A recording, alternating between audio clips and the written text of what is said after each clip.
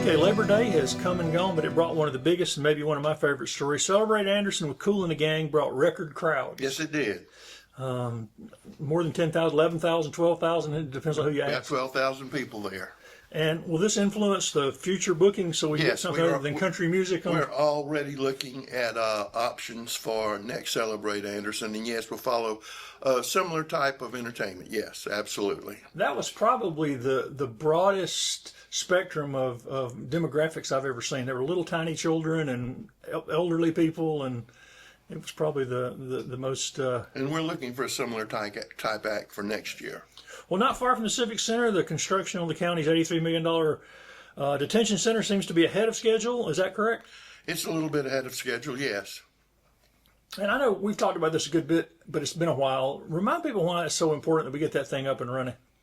Well, because we're having 450 people in our current jail facility, which it was built in the 1950s. It's rated for around 240 people, so we're in violation of every standard known to mankind for incarcerating people. And always remember that the majority of those people out there, they have been arrested, but they have not been tried. They are awaiting trial, so technically they're as innocent as you and I are. And plus, if we did not build a new jail, somebody, the federal government, would come in here and insist that we build a jail. But we needed to build a jail that will allow us to offer more services, because we offer no services at that jail now because we literally have people in closets. That's what I was going to ask you about. What new services will they have? Well, we have a lot of groups in Anderson who want to provide services to the prisoners, and there's no place for them to do that. Early on, we had church groups that would come out there, literacy groups that would come out there, and we actually had no place to provide psychiatric care. This new facility will offer spaces for all of that. Plus, it will offer us room for growth in the future. As you know, currently, we offer psychiatric care at that jail now, something that we're very proud that we instituted, and it's full-time. And so we want to build upon that, because we don't want the jail to be a continuously revolving door of the same people coming back through each and every time. So the more that we can get outside groups to help us with that mission, plus our efforts to do something about it ourselves, the county, that we think it'll be better for everybody in Anderson County and better for the people in that facility.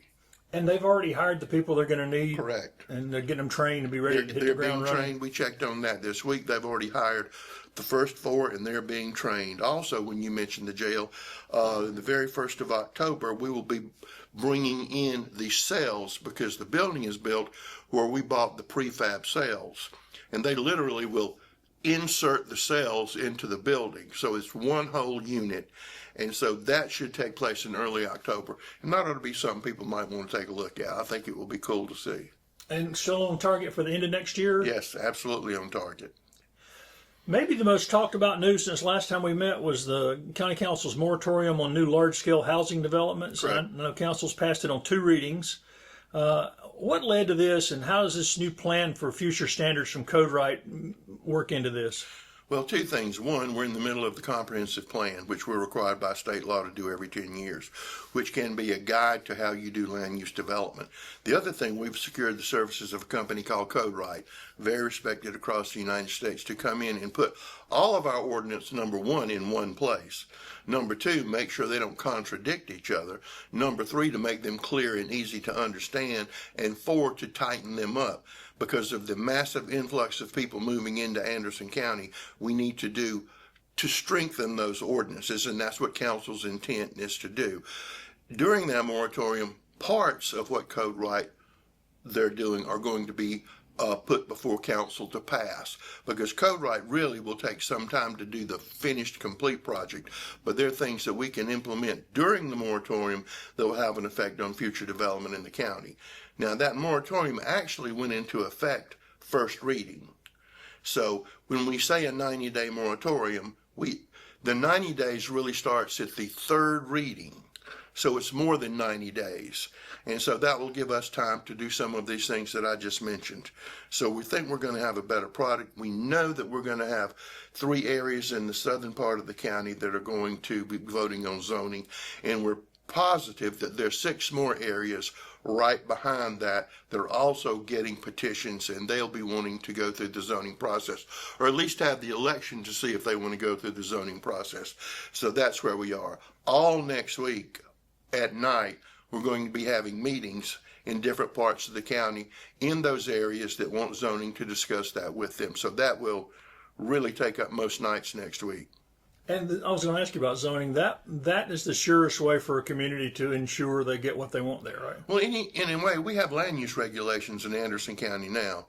And as it was described by somebody who was very smart, said, you in essence have some form of zoning now with land use regulations. You just don't have the good part of zoning that says this is for agriculture, this is for commercial, this is for industrial. And if you go into these categories, exactly what must you do in terms of landscaping, setbacks, and things like that. Does CodeWright have any idea when the first draft will be available? Or It will be sometime. It will be sometime before then. Council also approved a distribution of ATAX funds for this year. Remind people what those are exactly and how it's determined who gets money. ATAX funds come from a tax on hotel rooms. So unless an Anderson County citizen stays in a hotel, they're not paying that tax. But that money is collected. We have to give part of it to the city of Anderson. But it has to be used for activities that will bring more tourism into Anderson County. So we have a staff review of everybody who puts in an application, and we try to make sure everybody has a chance to put in an application. After the staff review, there is an ATAX committee made up of local citizens who are in tune with the tourism industry. So then they pass it, and then after that it goes before county council for them to pass it. So it's really a 3-step review process until we get to actually cutting the checks and sending them to the groups. And it's different from a hospitality tax in unincorporated It's completely areas. different because hospitality tax is on prepared food and drink. ATAX only on hotel motel stays. And another thing that happened since last time we met, and I think it's the first time in my memory, and I've been around here a long time like you, Council rejected a fee in lieu of tax breaks for companies seeking to bring a plasma gasification plant after a large number of neighbors of the proposed site showed up and spoke against it. I guess this is sort of how local government's supposed to work, right? Well, the people in that area said they didn't want it there, so council listened, and council said, we will not participate any further in anything to do with that project. And so that's what they did. That's the first time I can remember that happening. There have been others, but they're few and far between. It's been a while. You just want to make sure you're doing it right for the right reasons, and the long-term economic benefit outweighs all other considerations. That environmental considerations are highly important. And that's why these groups you're talking about in the meetings next week, they want to get ahead of the thing with zoning, so they don't. Correct. It's not any question at all. Not any what question. can come in there at all. This is zoned agriculture. No, you can't go there. And so you said there are others in addition to Yes. these that have already filed Yes. that are looking into zoning Yeah, and pretty the quickly. majority of them are in the southern part of the county. And they need signatures turned They in. need signatures, X number of signatures, and then they turn that in. Then those signatures go to voter registration, and they guarantee that those signatures are legit. Then what that does is allows it to go on the ballot. So whether you sign that petition or not, you still have a chance to vote yes or no on zoning for that area. Does zoning in any way affect economic development? No, not really. Not really if it's done well. I mean, some areas are obviously zoned industrial.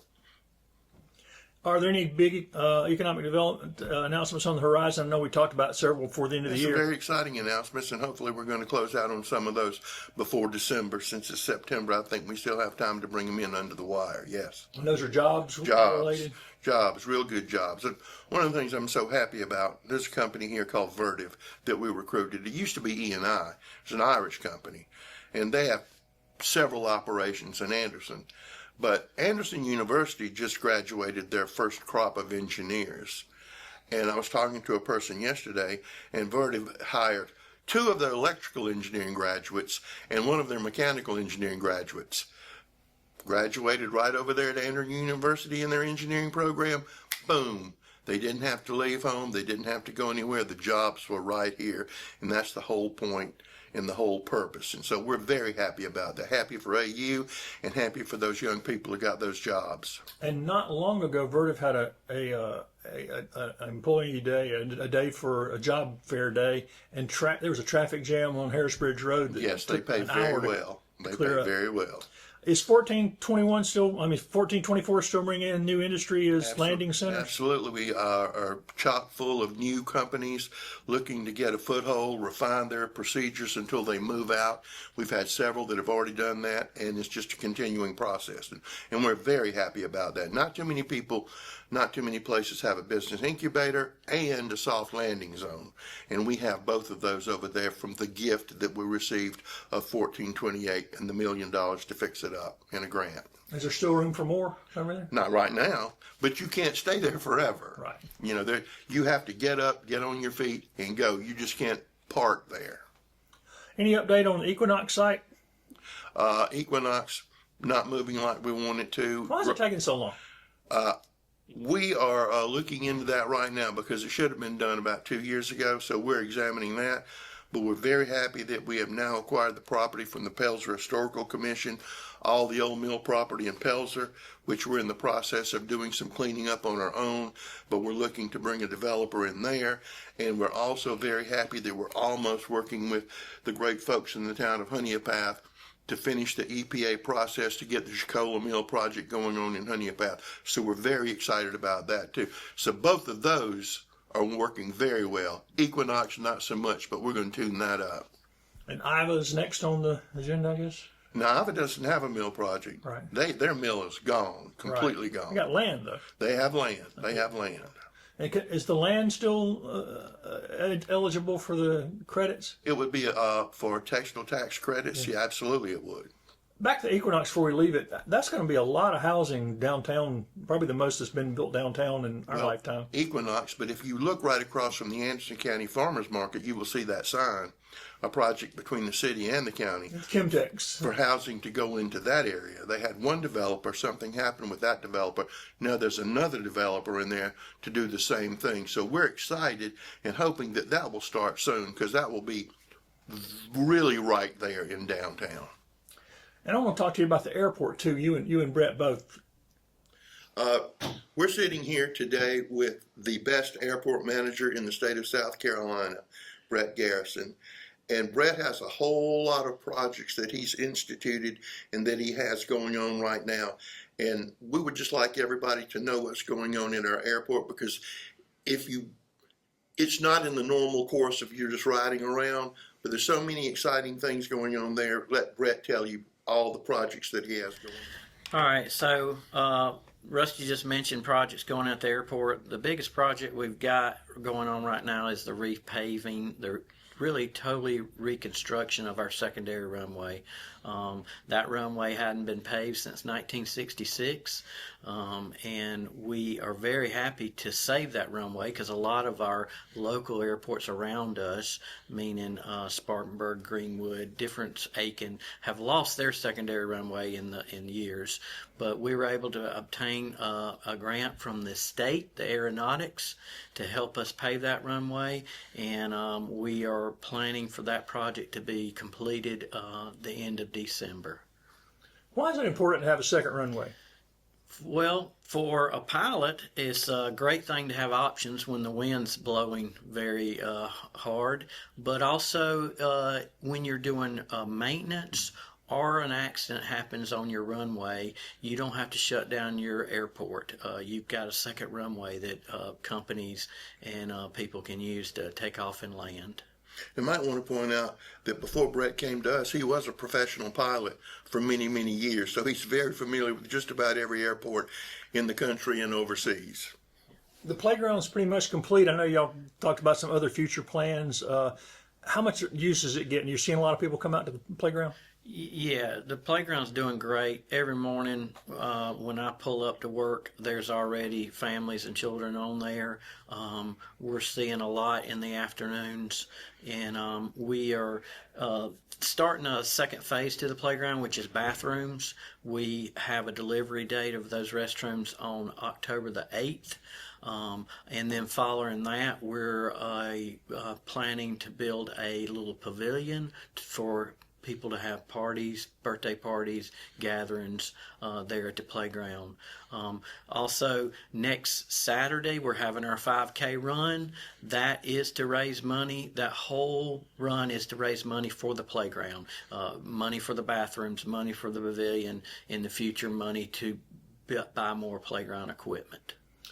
For people who are not near there or don't think about it, tell people how busy that airport is and what kind of people are using it. Well, the airport is gotten a lot busier in the last 5-10 years because of all the industry that Rusty talks about every time he does these reports. So we have Arthrex uses it every week. First Quality uses it every week. So companies like that bring in their executives to check on their companies here. Also, we have individual businesses here in town that use it, that fly to other locations to check on work jobs. And then we also have just like having a boat, we have recreational flying too. People in our community have airplanes, just like people have boats, and that's what they do for their hobby.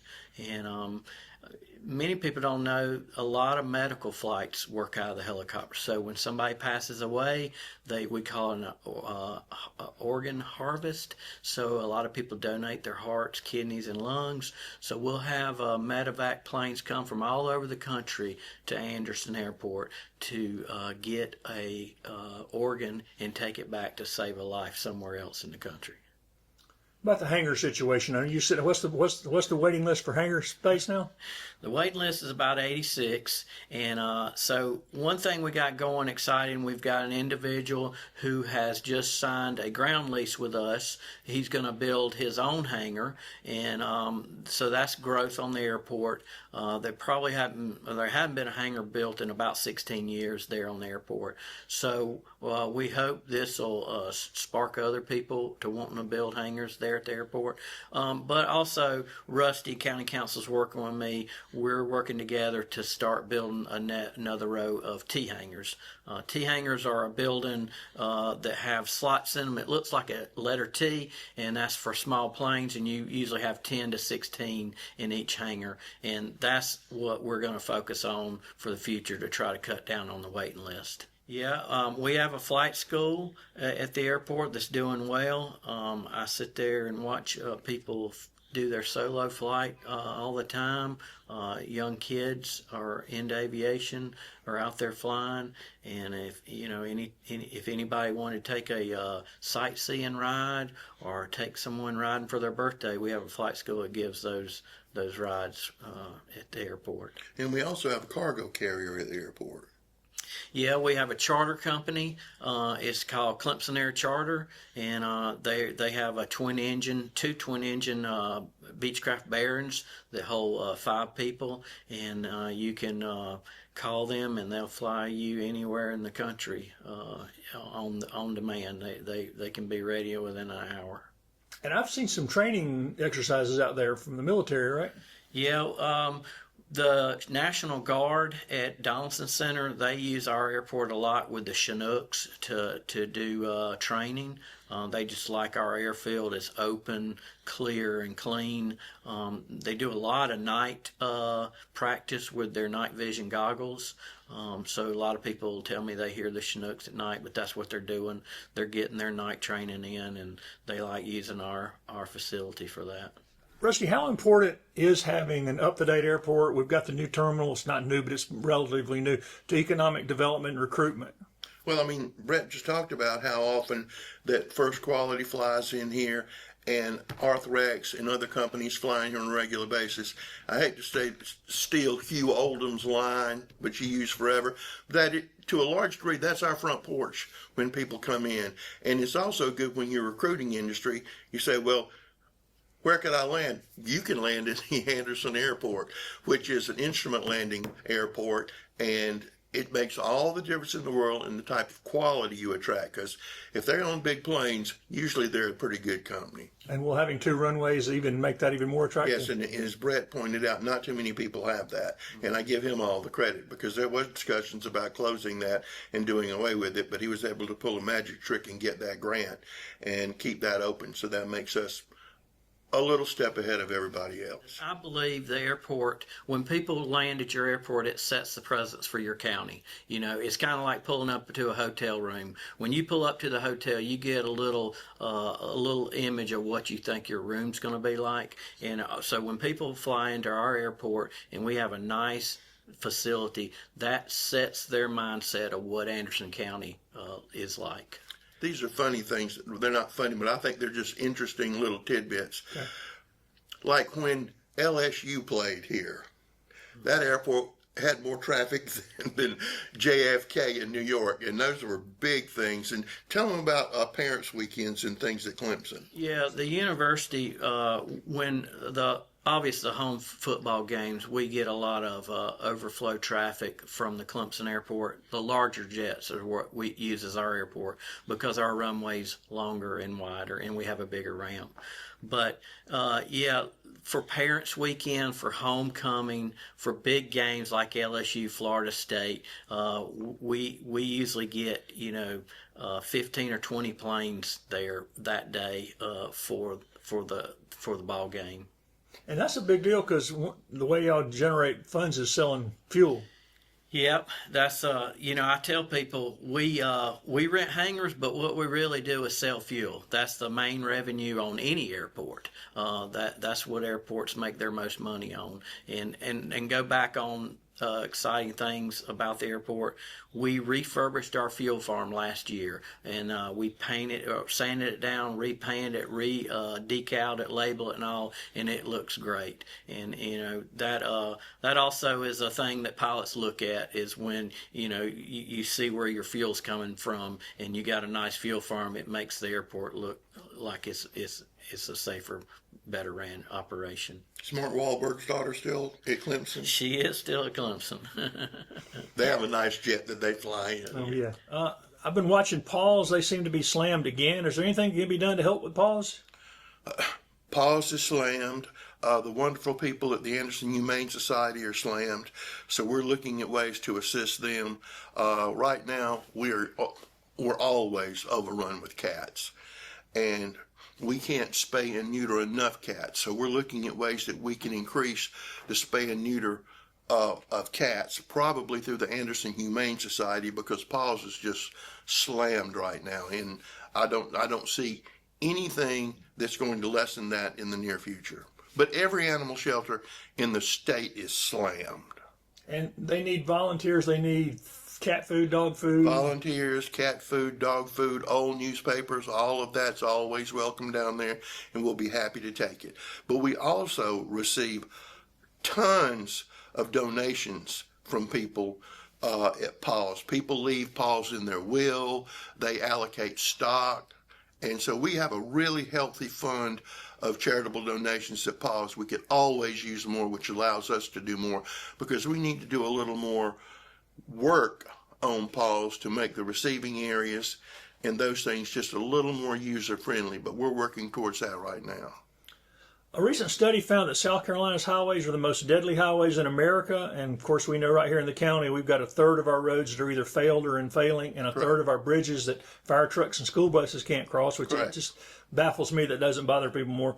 But in 39 days, Anderson County voters will make one of the most crucial decisions when they vote on a proposed referendum, which would put a 1 penny sales tax, would be exclusively used for road, bridges, repair, and maintenance. And if approved, it would be the first time in the county's history there's been a reliable economic engine to take care of the county's 1,554 miles of roads, plus some of the municipal roads. And the county, with the city and the municipalities, put together the Capital Sales Tax Commission, and they wrote the referendum, put together the list of roads. All that will be on the ballot, and it's already out there for people to see. Several of the mayors have already indicated they're behind this effort. Why does there still seem to be so much misinformation when it's all been put out there so many times? It's just very hard to get all of the correct information out these days. And in this situation, the county, we cannot go out and advocate. We can provide information, but we can't advocate. Last week, the Board of Realtors, Western Upstate Board of Realtors, held an information session. The Chamber of Commerce is going to have 3 more information sessions, and these usually, one of them's going to be in the morning, one of them's going to be in the afternoon. The one we had last week, that they had last week, was from 3 to 7. So we're trying to schedule them so, if you work this time, you can go, or if you work later, you get off, you can come this time. So 3 more of those are going to be held, and I know that a lot of people are requesting, civic groups are requesting speakers, and so we're happy to provide speakers, just to give the basic information if people like, or they can call us, or we can go see you, or whatever you want. But again, it's up to the people. We beat this to death, but council didn't want to raise 10 mils to raise $10 million to pave 10 miles of road. They did not want to put a vehicle fee on cars. They put this before the people. The people will decide this. It's the purest form of democracy in its most elemental sense. Either you want to do this or you don't want to do this. And if you don't want to do this, then that's what we'll deal with. And there are some exclusions to the tax. No tax on drugs, unprepared food, no tax on those things, and several others. But we have a list that's up on the website that you can see. What will it mean for Anderson County if this is approved? Well, I think it would help us begin to have the best roads in the state of South Carolina. That's one of the things that I think it would do. I know, reading the Greenwood newspaper last week, that they're faced with the same thing. We're looking at 1,550 miles of road, and they were looking at a way to fix 228 miles of road, and I'm going, It's a little different, Greenville's wrestling with the same thing. Everybody's wrestling with the roads. DOT's going around the state now. What can we do to do better? It's as simple as this. It's money. It is money. At one time, and really right now, there are really only 6 big contractors in the state to paving. Some cases that some places may even have a little money, but the contractors are so backed up because during COVID and the recession, a lot of the smaller companies went out of business. Now you're getting a lot of the smaller companies that are now growing back up because the climate's right for them to grow back up. So hopefully that's going to mean the bids will start coming down to a degree. But the cost of paving is going up as well. Cost of paving is going to go up. It just is. What happens if voters vote against this? Then council will have to go back to the drawing board, and just absolutely have to go back to the drawing board, because the situation, nobody's going to come here and save us. Nobody. It's going to be done here in Anderson County. Well, the historic courthouse where we're sitting right now, the restoration is looking good. Is it still on schedule to be done by Christmas? Scheduled to be done by Christmas. And the scaffolding will be down, and it'll look like holidays. Allegedly, the scaffolding will be down, and we had a 2-minute meeting on the growth of the Christmas tree yesterday, so that was well. Do we have any idea how much it's going to grow? No, but we had a 2-minute discussion on that yesterday. Can we put lights on the scaffolding if we don't get them down? I think we could. Well, speaking of that, the unofficial lighting is in 56 days, right across here from us. And for the first time, if it grows like it did last year, it'll be over 55 feet. So that'll be the tallest tree the county's ever seen. Yep. 20 feet away from the Rockefeller Plaza tree. You got to have goals.